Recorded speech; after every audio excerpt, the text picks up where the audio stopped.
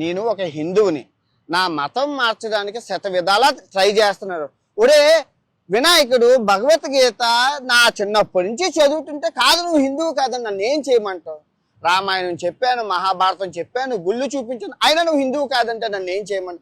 మీ ఉల్లిపాయల కోసం టమాటాల కోసం నా మతం మార్చడానికి ట్రై చేయండి. ఇదిగో మార్క్ మై ఓట్స్, 4 మీద మచ్చలు ఉన్నాయి. 2026 ఎవరైతే అలా చేస్తున్నారో ఆడికి కర్మతో పాటు అష్ట దరిద్రాలతో పాటు హాస్పిటల్ బెడ్ మీద ఉంటారు. Mark my words. నువ్వు బెడ్ మీదకి వెళ్ళాక నేను గుర్తొస్తాను. ఓకే, నేను ఏ పాపం చేయలేదు, న్యాయం ధర్మం నా వైపు ఉన్నాయి.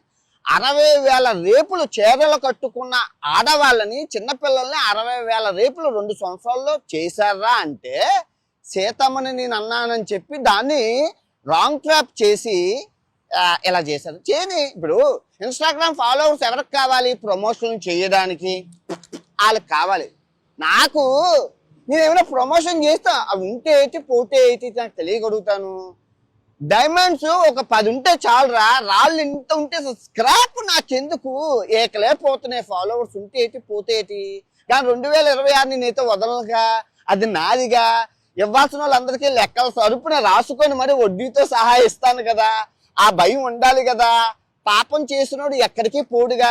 ఒకళ్ళు నేను పాపం చేస్తే ఈరోజు రాత్రికి చచ్చిపోతాను రక్తం కొట్టుకో, లేదంటే కనుక మీకు ఏ యాక్సిడెంట్ ఏ తలపగలో ఏదో అవుతుంది. మరి ఇంకా అబద్ధం ఆడుతున్నారు కదా, మరి మీరు అబద్ధం ఆడుతున్నారు కదా, ఆడుతున్నారా లేదా?